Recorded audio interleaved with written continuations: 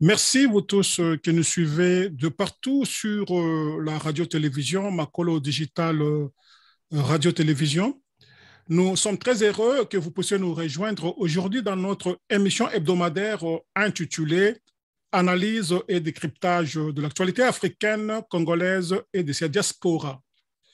Comme thème aujourd'hui, nous avons la diplomatie publique est-elle aujourd'hui plus efficace que la diplomatie traditionnelle? Et comme sous-thème, nous allons parler de la diplomatie publique ou think tank, pourquoi faire?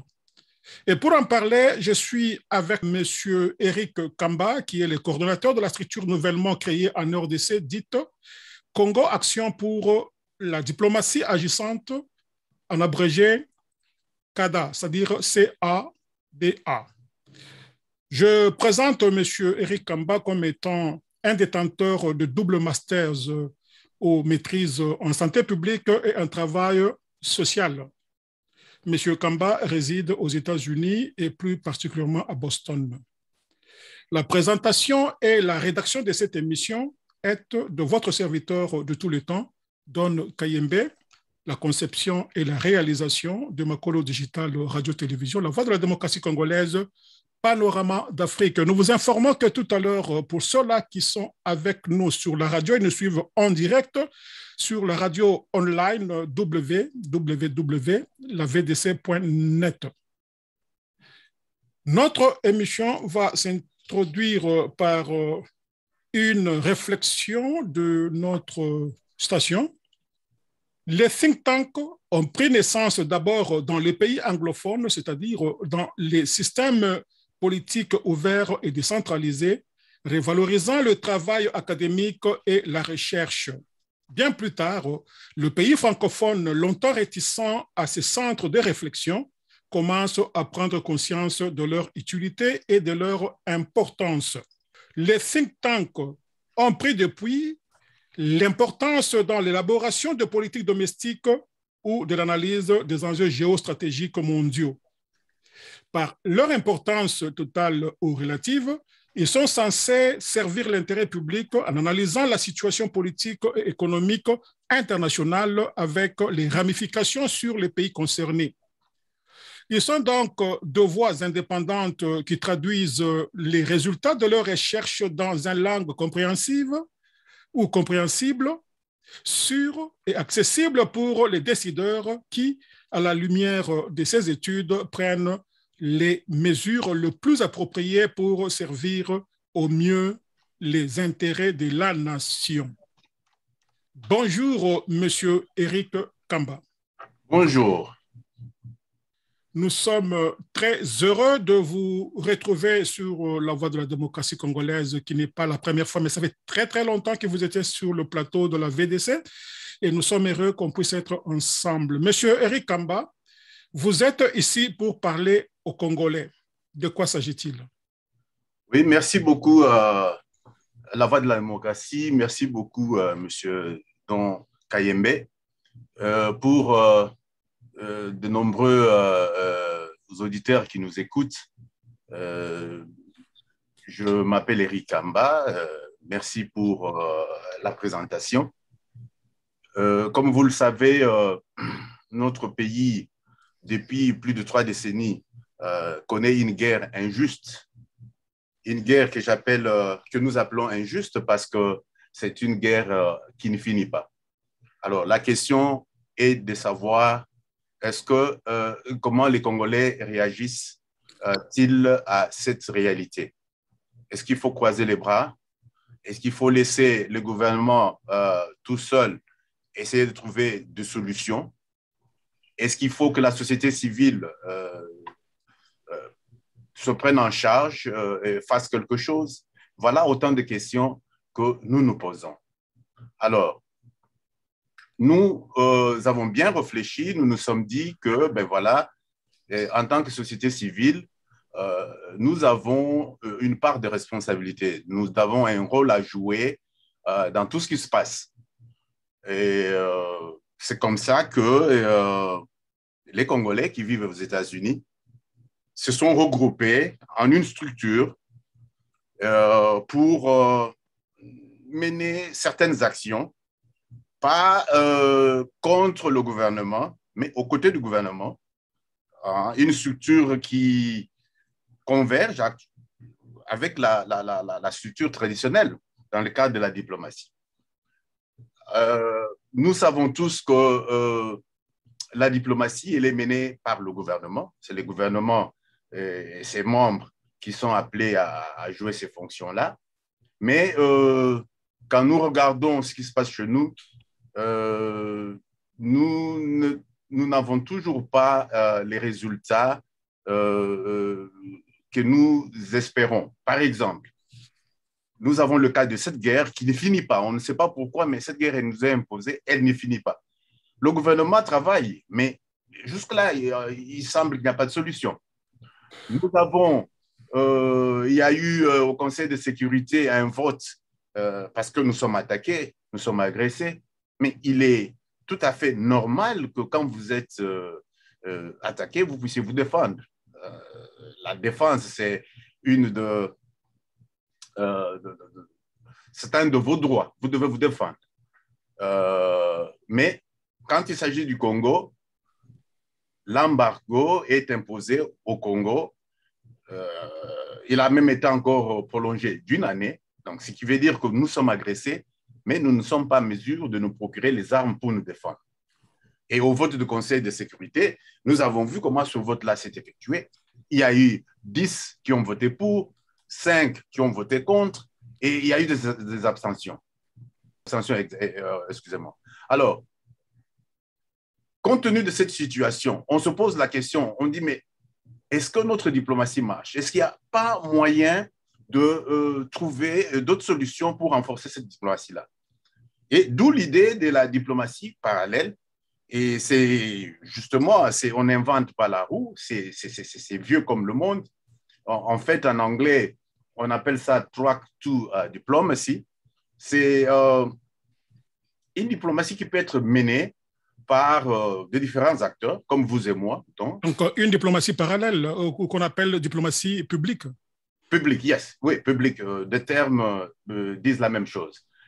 Ça peut être mené par des universitaires, ça peut être mené par des ONG, des think tanks, comme vous avez fait allusion, et des parlementaires, des gens qui font de recherche. On appelle ça aussi diplomatie privée, donc on dit toujours la même chose. Donc, à ne pas confondre avec la diplomatie traditionnelle. Traditionnelle. Donc, quelle est la différence entre les deux? Oui. En fait, le terme a été inventé parce que nous devons aussi édifier nos auditeurs par M. Joseph Montville. Il travaillait, comme vous l'avez dit, très, très bien. Il travaillait au département d'État américain. Donc, ce terme think tank, toutes ces histoires ici sont nées aux États-Unis par les Américains, les anglophones. Et c'est lui qui a créé, en fait, ces expressions track one, track two, diplomacy. Et il avait même écrit un article qui avait paru dans Foreign Policy où il expliquait la diplomatie officielle et la diplomatie parallèle. En fait, dans ce qui nous concerne ici, nous avons trouvé que nous pouvons, en tant que société civile, quand je parle de société civile, il englobe tout le monde, qui n'est pas nécessairement les gens du gouvernement. Les gens qui ont pris conscience, par exemple, de la situation difficile que traverse le pays, ils se mettent d'accord, ils réfléchissent autour d'un thème. Ici, chez nous, nous avons beaucoup de problèmes. Il y a le problème de guerre, il y a le problème de chômage, il y a toutes sortes de problèmes. Monsieur Kamba, qu'est-ce que vous appelez CAD? Donc, c'est-à-dire Congo Action pour la démocratie agissante. Qu'est-ce que c'est au juste? Pour la diplomatie agissante. Ouais. Agissante, oui. Oui, donc, en fait, c'est un regroupement de Congolais, comme je vous ai dit, qui vivent ici aux États-Unis, qui se sont mis ensemble pour jouer un rôle de supplétif à la diplomatie congolaise. C'est-à-dire, le but est de booster la politique étrangère du pays. Vous et moi, et même pour les auditeurs qui nous suivent, nous avons eu à faire beaucoup de ces actions. D'ailleurs, dans le temps. Moi, je me rappelle, vous, à New York, vous étiez arrivé à à arracher un rendez-vous auprès de Madame Nikki, si je ne me trompe pas, pour que certains membres de notre gouvernement puissent en fait aller le rencontrer. C'est-à-dire que vous avez déblayé le terrain. Aussi, il faut signaler que nous avons aussi arraché le rendez-vous que le feu président Etienne Tshisekedi puisse être rencontré par M. Ben Ki-moon, alors secrétaire général des Nations Unies. Oui, j'étais là, et coup de chapeau, et les photos sont là, les vidéos sont là. Ça, c'était votre travail à New York. Nous avons secondé. C'est en fait ça l'idée. Vous savez, certaines personnes pensaient que nous autres, nous vivions à Washington parce que nous étions tout le temps à Washington. Nous avons fait des marches, nous avons fait des conférences, nous avons été plusieurs fois au département d'État, nous avons été plusieurs fois au Congrès, nous avons parlé, nous avons présenté la question congolaise. Mais nous pensons qu'il est temps de faire un peu plus de cela.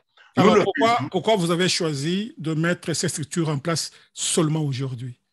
Oui, mais si vous voyez, nous ne voulons pas, je vous ai dit, face à ces questions, il y a peut-être deux solutions. Ou nous laissons le pays, nous perdons le pays, ou nous faisons quelque chose pour aider le pays et le gouvernement. Et dans le cas d'espèce, nous disons, mais puisque nous habitons ici, où les grandes décisions se prennent. Ce n'est pas pour rien qu'on dit que les États-Unis, Washington, c'est la capitale du monde. Évidemment, les grandes questions se discutent ici. Beaucoup de pays, même certains pays européens, trouvent, toi, vous et moi, nous savons que certains pays européens ont leur lobby ici. Ils ont des lobbyistes. Même la Chine. Même la Chine. Ils ont des lobbyistes ici qui interviennent pour eux. Si eux, qui sont puissants économiquement, financièrement, etc., trouvent qu'ils doivent avoir des gens ici pour le représenter, pour améliorer leur image et pourquoi pas le Congo. Donc, nous nous sommes dit, si ces genres de structures existaient déjà, nous voulions travailler avec nous voulons le savoir et travailler ensemble. Mais si ça n'existait pas, nous avons le cadre où vraiment l'invitation est lancée à tout le monde. Il n'y a pas de discrimination, il n'y a pas de distinction. Tout le monde peut apporter sa pierre pour que nous puissions bien présenter la question congolaise qui va aider le pays à aller de l'avant. Est-ce que ce modèle de Congo Action pour la diplomatie agissante peut être dupliqué ailleurs, ou bien c'est une émanation des Congolais des États-Unis et point final? Non, monsieur Don Kayembe. Non, nous voulons, ça c'est un modèle que nous voulons qu'il soit fait partout. Et, par exemple, nous sommes en pourparlers avec nos frères congolais du Canada, de l'Europe, et un peu partout. Surtout là où les décisions importantes se prennent, là où il y a le marché économique, là où il y a une certaine influence. Nous voulons que tous ces Congolais qui soient de partout puissent jouer un rôle, puissent nous joindre dans ce que nous faisions, c'est-à-dire qu'ils puissent contacter les législateurs, les hommes politiques, et qu'ensemble nous puissions réfléchir sur le grand problème du moment qui concerne le Congo. Ça ne peut pas être fait en vacuum, c'est-à-dire que seulement nous, les Congolais des États-Unis ici, nous voulons associer tous les Congolais de partout. OK. Alors, je vais vous poser une question à choix multiple et vous allez choisir un des éléments pour éclairer la lanterne de ceux qui nous suivent. Dans la typologie des think tanks ou bien des CADA dans le monde, on peut distinguer les principales formes suivantes. Et vous nous dites dans quelle catégorie vous appartenez. 1. Vous êtes des indépendants et autonomes de tutelle gouvernementale. 2. Vous êtes autonome par rapport au gouvernement, mais contrôlé par les groupes d'intérêt ou des donateurs privés. 3. Affilié au gouvernement, qui opèrent à partir d'une structure étatique. 4. Vous êtes semi-autonome, financé par l'État sans faire partie de la structure gouvernementale. 5. Vous êtes un centre lié aux partis politiques. Et enfin, 6. Vous êtes le corporate à but lucratif qui cherche à faire des profits en vendant vos services. Non, non, pas du tout. Je crois que la meilleure réponse qui se rapproche un peu de ce que nous sommes, ce serait la première, Assertion. La première assertion. Donc, nous sommes dit, vous êtes indépendant, autonome, et tutelle gouvernementale. Loin du gouvernement. Pas pour... Alors, vous êtes autonome par rapport au gouvernement, ouais. mais contrôlé par les groupes d'intérêt ou des donateurs privés. Non, non, non, non. Si ça, c'était la première assertion, non. Donc, none of the above, alors. OK, alors, qu'est-ce que vous êtes? Nous sommes des indépendants, nous sommes autonomes, nous travaillons bénévolement et pour justement booster la diplomatie étrangère du pays. OK. Alors, quels sont vos rapports avec le gouvernement? Donc, je voulais parler des rapports entre les Congolais, action de la diplomatie agissante, et le gouvernement, où nous avons parlé tantôt d'une diplomatie privée, c'est-à-dire publique, et la diplomatie officielle ou traditionnelle. Oui, donc nous opérons, si vous voulez, nous opérons comme groupe de pression. Nous produisons, nous sommes un laboratoire, comme vous avez dit, les think tanks modèle américain. Nous étudions les problèmes. Évidemment, certains think tanks sont peut-être financés ici par le gouvernement, mais sinon, nous sommes indépendants. Nous avons nos moyens. Nous cherchons des moyens, évidemment, pour réfléchir autour de problèmes de l'air. Donc, ça dit que s'il y a le problème qui se pose, par exemple, le problème de la crise à l'Est, nous entrons, c'est comme un laboratoire, nous étudions le problème, nous apportons des solutions. Alors, si vous demandez quels sont les rapports que nous avons avec le gouvernement, les solutions que nous apportons, les suggestions, nous les mettons à la disposition du gouvernement. C'est-à-dire que nous conseillons, nous donnons des suggestions, on n'impose pas, nous présentons, nous faisons des recherches, c'est scientifique, nous mettons sur la table ce que nous avons trouvé et nous expliquons au gouvernement de façon que le gouvernement puisse prendre des décisions d'une manière informée, des décisions sur base scientifique. Voilà, aux problèmes qui se posent. Alors, la révolution des technologies, de l'information et de la communication est la complexité technique croissante de problématiques politiques qui ont accompagné la globalisation ont permis un véritable essor de think tank au XXIe siècle. Aujourd'hui, M. Eric Kamba, le paysage international est largement dominé par les think tanks américains, comme vous l'avez dit et je l'ai dit aussi. Nous savons que les structures américaines peuvent facilement trouver des financements. Qu'en est-il de Congo Action de la diplomatie agissante? Quelle est votre source de financement? Oui, nous organisons des fundraising, nous organisons des événements là où nous faisons des présentations et il y a les gens de bonne foi qui donnent leur contribution, ce qu'on appelle le donation, quelque chose comme ça. Il y a des événements, des events qui sont organisés et où nous avons des guests, les invités. Les contributions aussi? Oui, les guests viennent parler. Et mais quand ils viennent parler, vous les payez? Non, il y a des guests qui viennent juste parce que pour la bonne cause, ils viennent faire passer le message, ils viennent pour faire connaître la cause et le concept. Donc, vous épaulez aussi? Oui, nous épauler en fait. Et vous savez que comment ça se passe ici aux États-Unis. Il y a le programme de matching, ce qu'on appelle matching, c'est-à-dire que il y a des programmes là où si, par exemple, quand on dit contribution, parce que ça, il faut très bien que le Congolais comprenne ça, parce que c'est un truc que le Congolais ne connaît pas du tout. La contribution n'est pas toujours la contribution de l'argent comme ça, mais toute contribution, c'est-à-dire que même quelqu'un qui vient travailler, il donne son temps et une contribution scientifique, on peut évaluer ça en termes de monnaie. Mais Bon, la personne a donné, ce n'était pas de l'argent, c'était une contribution en nature. Service, il a contribué avec le service. Avec les services, mais ces services-là est évalué en argent. C'est ça. Et dès que vous avez ça, il y a des programmes qui vous aident à matcher, à vous donner en fait le double ou le triple de ce montant-là. C'est comme ça que beaucoup de matching programmes, les gens peuvent aller Google, ils peuvent savoir comment l'histoire des matching-là, ça se passe.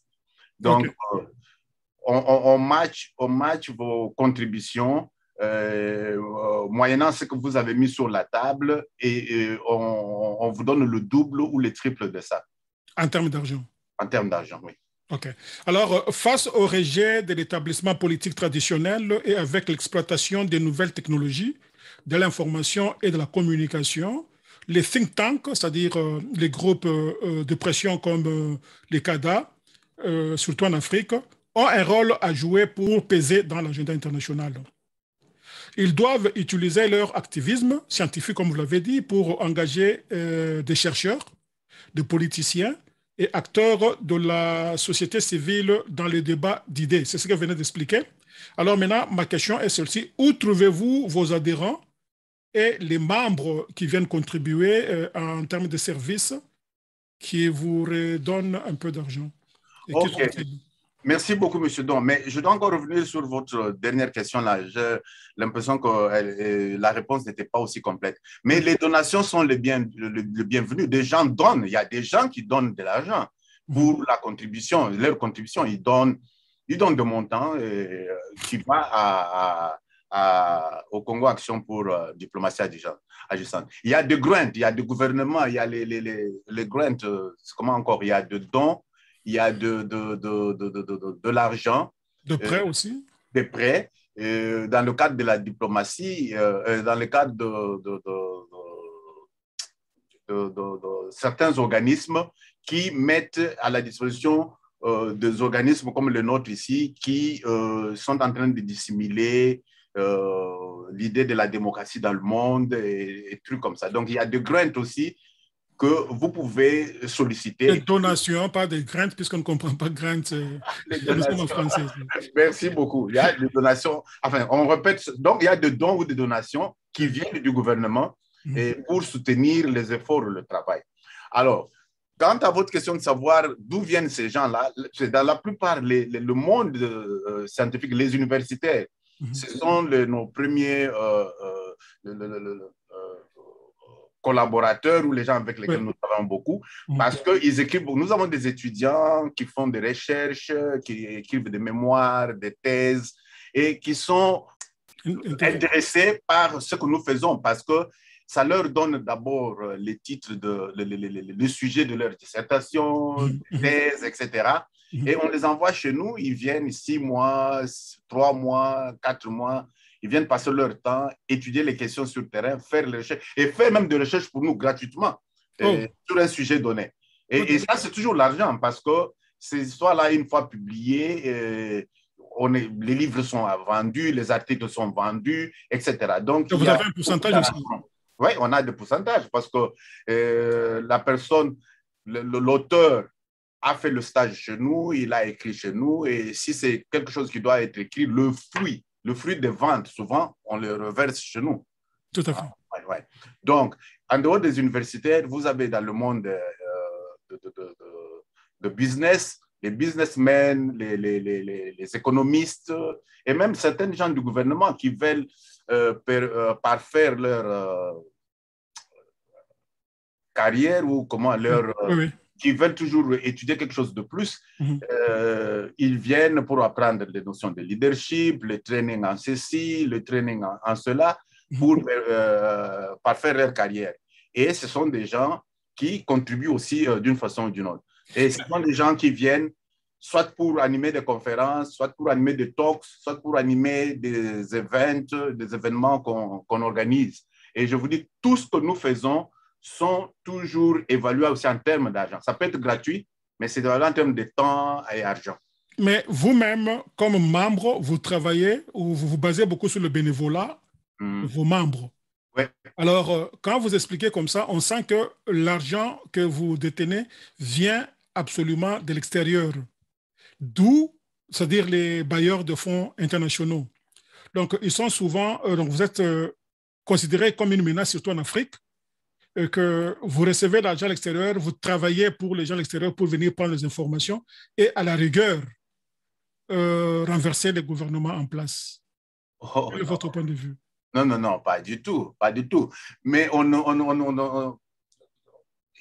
tout cas, ici, j'aimerais être clair, on n'a pas, on ne travaille pas avec les bailleurs de fonds, on n'est pas une institution économique. Non, nous sommes seulement des chercheurs, les gens qui réfléchissent autour des questions économiques, politiques, autour de questions de guerre et de conflits. Et nous essayons seulement de trouver des solutions, enfin, de suggérer des solutions au gouvernement qui, sur base de données scientifiques, qui peuvent voir que telle solution peut marcher dans leur cas ou pas. Donc, on ne sollicite pas l'argent des bailleurs de fonds, on ne sollicite rien du tout. On ne cherche pas à renverser le gouvernement, mais bien au contraire. Que dire si vous avez des gens friqués, en l'occurrence les Américains, ils aiment ça, ils ont des intérêts au Congo, comme actuellement là, puisque si vous avez suivi, le G7, donc les pays les plus riches du monde, le bloc qui s'oppose aux Russes, ils disent que non, la Belgique, plutôt la Chine a conquis l'Afrique, donc il nous a pris les beefsteaks. Alors nous devons maintenant aller avec des milliards plus que ce que la Chine a investi en Afrique pour récupérer l'Afrique. Est-ce que ces gens, s'ils passaient par vous et utilisaient votre structure pour imposer leur point de vue économique au Congo, ils seront la bienvenue? Mais en tout cas, on doit d'abord attendre que la question soit posée. Il faut qu'ils introduisent. Vaut mieux prévenir que guérir. Donc la prévention coûte moins cher que la réparation. Donc il faut prévenir ça, donc voir ça en aval. Oui, mais ce que je dis, donc nous devons voir maintenant là parce que vous êtes sur ce qu'on appelle Les hypothèses. les hypothèses. Donc nous devons voir la question qui est posée et nous devons l'étudier. Voilà. Alors, vous êtes effectivement sur la voie de la démocratie congolaise, Makolo Digital Télévision depuis New York City. Aujourd'hui, nous sommes en train de nous entretenir avec M. Eric Kamba.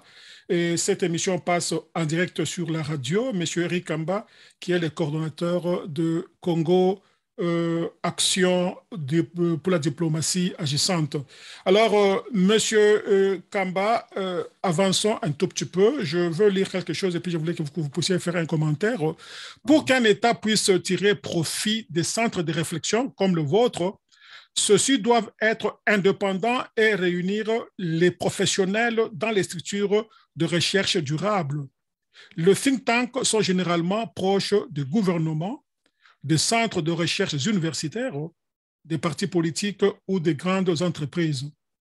Garder une distance avec le pouvoir politique est un atout qui les aide à fournir les analyses objectives.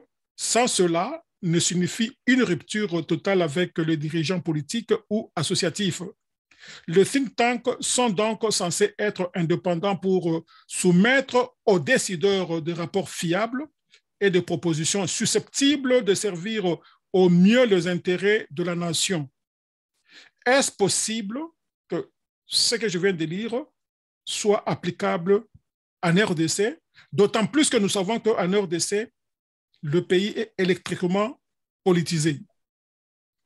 Comment allez-vous vous assurer que les politiques ne puissent pas vous prendre les dessus en RDC? Ouais, merci beaucoup pour cette question. Elle est très importante, surtout pour notre pays, le Congo. Nous devons commencer. La première démarche aussi consiste à ce qu'on appelle éducation. Et donc, il faut éduquer notre population, notre gouvernement, et comment on fait les choses et faire la part des choses aussi. Donc, si chaque chose est à sa place, donc je pense que ça peut marcher. Nous sommes dans un pays où, comme vous savez, je ne suis pas là pour parler du mal de mon pays, mais où tout est à faire. Il y a beaucoup de choses qui doivent être faites là. Et il n'y a pas longtemps, quelqu'un nous a posé la question de savoir le rôle de la police. Donc, je vais revenir à votre question là. Est-ce que la police marche au Congo? Et la police, on liait la police à la chicotte, on liait à tout. Donc, tout c'était pour essayer de voir si, dans un pays comme le nôtre, les choses peuvent revenir en place. C'est-à-dire quelqu'un qui respecte, qui ne jette pas les choses sur l'avenue, quelqu'un qui ne salit pas la place publique et des choses comme ça. Donc, nous devons commencer par nous devons commencer par le basic, donc par les choses rudimentaires. Nous respectons le travail d'un chacun et un think tank qui produit, qui analyse, qui donne de la matière pour que le gouvernement, que ce soit le gouvernement dans le business, dans le domaine militaire, puisse prendre des actions qu'il faut sur base de données réelles, ne doit pas être influencé. Par exemple, pouvez-vous vous imaginer si nous sommes au pays, pour revenir à ce que vous dites, il y a la corruption partout. Et les gens qui doivent écrire, vous êtes amenés à éclairer les leaders. Ils doivent prendre des décisions, ils doivent aller rencontrer d'autres leaders, ils doivent aller négocier. Mais si vous leur avez donné des données qui sont erronées, qui ne sont pas correctes, vous voyez un peu ce que vous êtes en train de faire. Donc, nous avons notre gouvernement qui va aller en conférence en Chine, je ne sais trop où, et qui va parler de choses qui n'existent pas parce que ceux qui ont fait des recherches n'étaient pas sérieux. Vous voyez un peu là où ça nous amène. Et des choses comme ça sont même déjà arrivées, où quelqu'un qui n'a pas le credential, qui ne connaît pas le sujet, le topic, s'amuse à écrire un policy mémo ou quelque chose comme ça, sur de donner des choses qui n'ont pas de sens. Alors là, ça ne va pas. C'est deux choses différentes. Laisser les scientifiques réfléchir. Chez nous, il y a les scientifiques, hein, donc vous avez, si des gens ont leur doctorat à MIT ou quoi, ils sont les bienvenus. Ce sont ces gens-là qui produisent, qui doivent vous dire que pour qu'un avion puisse voler ou quoi, là, voilà la formule qu'il faut. Mais tout n'est pas à vendre. Donc, nous devons faire les limites, nous devons faire la part de choses. Il y a moyen d'amener, il y a moyen que tout ceci puisse... Nous avons fait ça, c'est pour le Congo, ça doit marcher. Mais tout commence par l'éducation. Nous devons instruire notre peuple, nous devons être sérieux, nous devons nous devons nous respecter. C'est ça. Alors, nous tendons lentement, sûrement vers la fin, mais il y a quelques questions qui nous restent. Ceci. Les think tanks ont démontré leurs utilités et font désormais partie du paysage politique et académique des pays. Ouais. Leur rôle ne cesse de s'affirmer. Ouais. Le pouvoir politique ont de plus en plus recours à leur service pour appréhender les évolutions en cours et les anticiper. Donc, le rôle que vous dites là de la recherche, dans l'objectif de mieux se servir et de servir les intérêts suprêmes des nations. Alors, ma question est celle-ci, M. Eric Kamba. Vous avez été reçu récemment par le chef de l'État, Félix Antoine Tshisekedi, l'homme très ouvert et qui encourage des initiatives pour le développement de la RDC. Comment a-t-il accueilli cette initiative qui semble être unique à son genre en République démocratique du Congo? Oui, mais vous savez que, avant de répondre à votre question, vous savez que le centre stratégique, par exemple, ici, il y a beaucoup de think tanks ici, mais ce sont eux qui conseillent le Congrès. Ils conseillent le gouvernement, conseillent le Congrès. S'il y a une guerre, s'il y a un problème dans une partie du monde, mais ce sont eux qui donnent des suggestions. Les choses ne viennent pas comme ça. Ce n'est pas toujours les politiciens qui réfléchissent. Ce n'est pas toujours le président de la République qui a des solutions aux problèmes. Mais c'est un groupe de gens spécialisés dans différents domaines qui rassemblent des solutions et qui les proposent.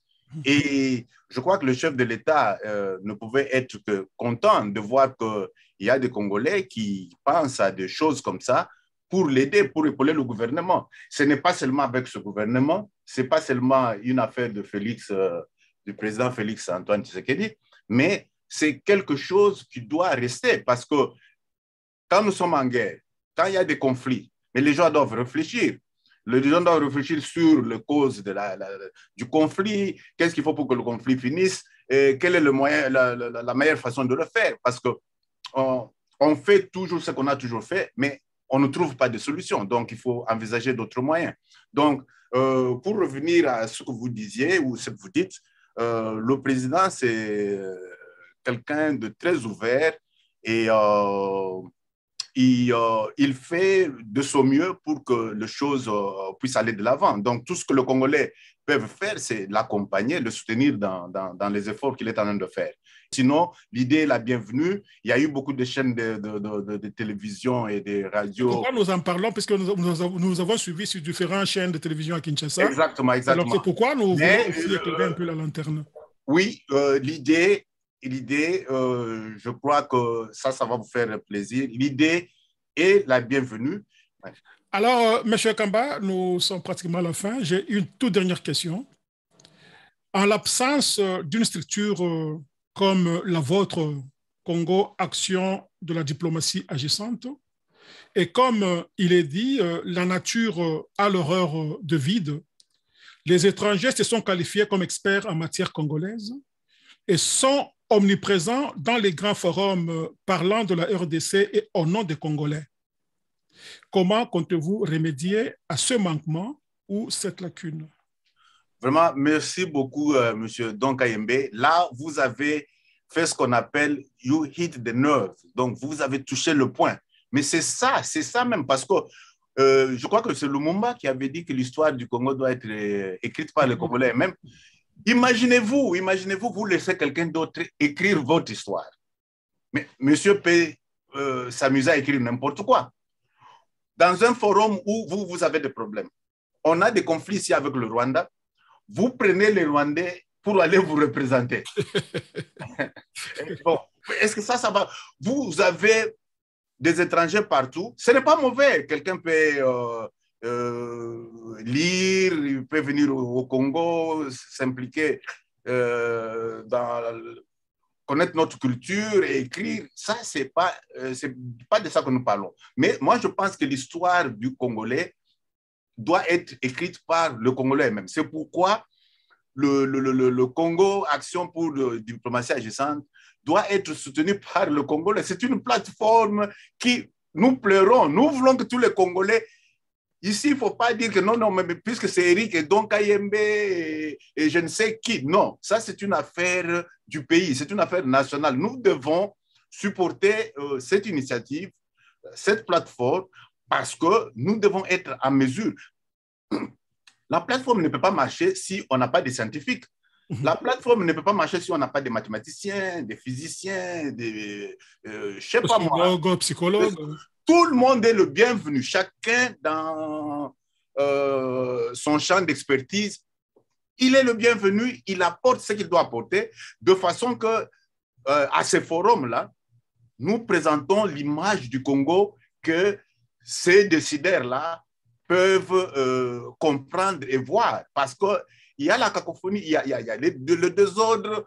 C'est comme vous avez dit, combien de fois on a vu dans des réunions, dans des conférences, vous avez des gens qui disent des choses sur le Congo, qui ne connaissent rien du tout et cela prête à confusion. Voilà. Donc, en tout cas, cette question était beaucoup plus importante. Nous, c'est un appel que nous, nonchalant, que nous lançons à toute notre communauté dans la diaspora, au Congo, pour soutenir, pour travailler ensemble afin que la voix du Congo puisse aller de l'avant. Nous devons soutenir le gouvernement, nous devons booster cette diplomatie regardez, nous avons, parce qu'au niveau de la géostratégie, nous avons commencé une série de conférences que nous allons faire ça. D'abord, nous commençons aux États-Unis, nous allons partir dans le monde, au Congo, partout. Et si vous voyez notre position géographique, si vous voyez nos richesses, la relation qu'il y a entre notre position géographique et nos voisins, les pays qui nous entourent, fait que nous attire tous ces problèmes ici. Mais maintenant, nous devons être en mesure d'avoir des stratégies de comment, parce que nous avons 9 voisins, nous avons des richesses, comment on peut vivre avec tous ces gens-là qui n'ont rien, ils ne passent tout leur temps à envier, parce que c'est en fait la base. Pourquoi on a la guerre? Vous pouvez aller tout ce que vous voulez, mais la guerre, c'est notre position géographique, c'est que nous avons dans le sous-sol. C'est ce qui attire le problème, parce que les autres n'ont pas, nous avons tout. Mais nous qui avons tout, qu'est-ce que nous faisons de ce que nous avons? Donc, il faut une bonne police, il faut des bonnes policiers, il faut une bonne politique. Il faut d'abord, la politique commence chez nous. Il faut l'infrastructure, les gens doivent manger à leur faim. Il faut la superstructure, une bonne politique pour bien gérer cette infrastructure et voir comment on peut vivre avec les voisins là, pour que le voisin ne puisse pas pénétrer par les petits trous pour venir voler ou faire des désordres, etc. Ce que nous connaissons aujourd'hui. Donc, nous devons, et ce qui fait ça, il faut avoir une stratégie. On peut parler de politique, etc., mais c'est la stratégie. OK. Alors, pour clore complètement cette émission, parlons de l'actualité.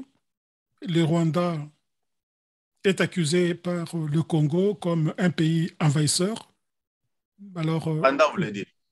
Et pour trouver une solution durable à ça, faut-il encore recourir à un groupe régional des militaires ou il faut trouver une solution interne aux Congolais? Non, mais il y a l'hypocrisie là-dessus. C'est un problème d'hypocrisie. Tout le monde, ce problème de Rwanda avec le Congo, dont toi et moi, nous avons commencé à parler de ce problème depuis très, très longtemps. Ouais.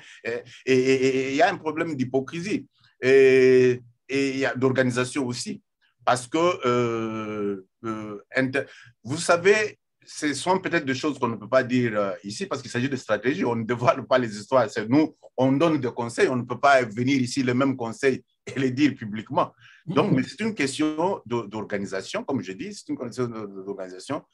Le gouvernement doit écouter ses citoyens, les suggestions, les propositions qu'on lui fait, ils doivent apprécier, combiner avec ce qu'ils ont, ou même peut-être changer, essayer d'essayer d'autres solutions pour voir si ça peut marcher, parce que ce qu'ils ont toujours fait ne marche pas.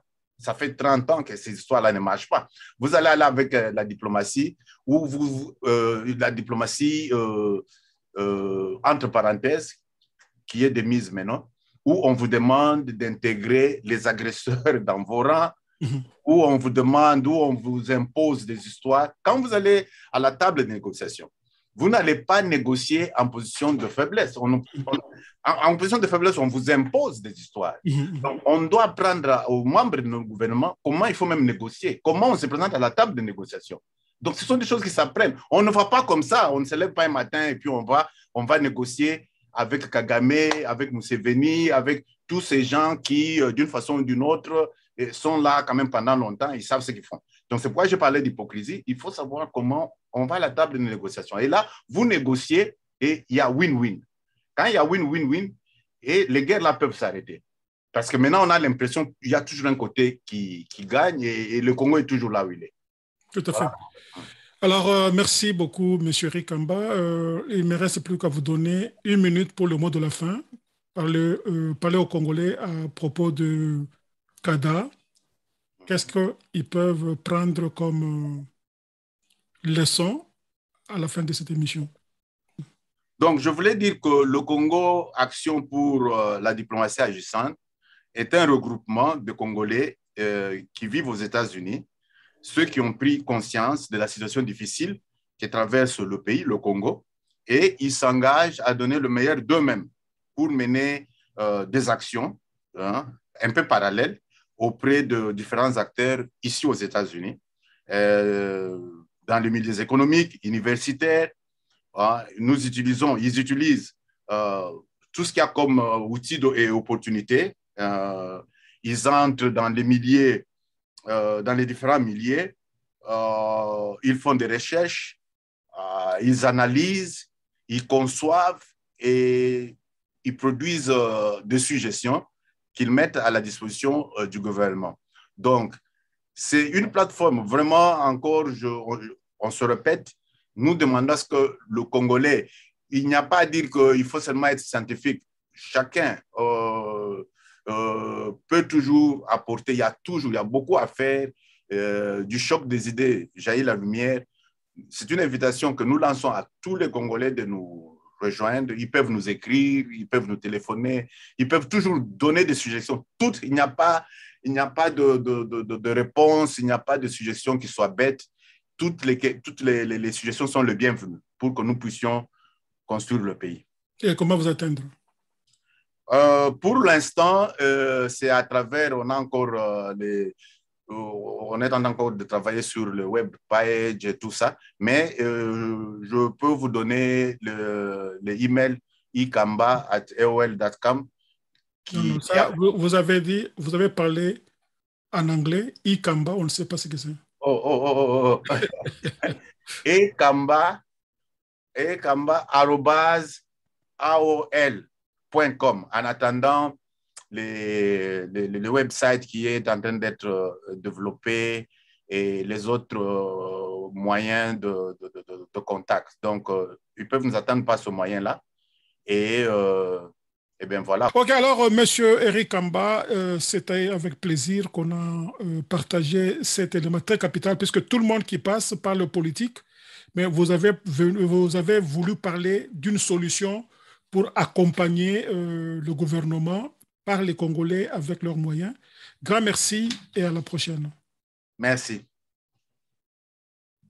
Voilà, alors il ne reste plus qu'à vous remercier, vous tous qui nous avez rejoints dans cette émission, ceux-là qui nous suivaient en direct sur la radio, merci beaucoup. J'ai vu que vous êtes très, très nombreux.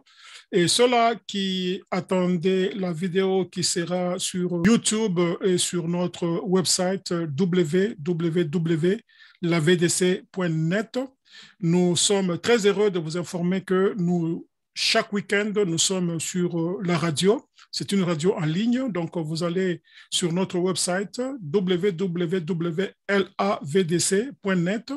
Il y a la radio, la télévision et aussi des articles à lire.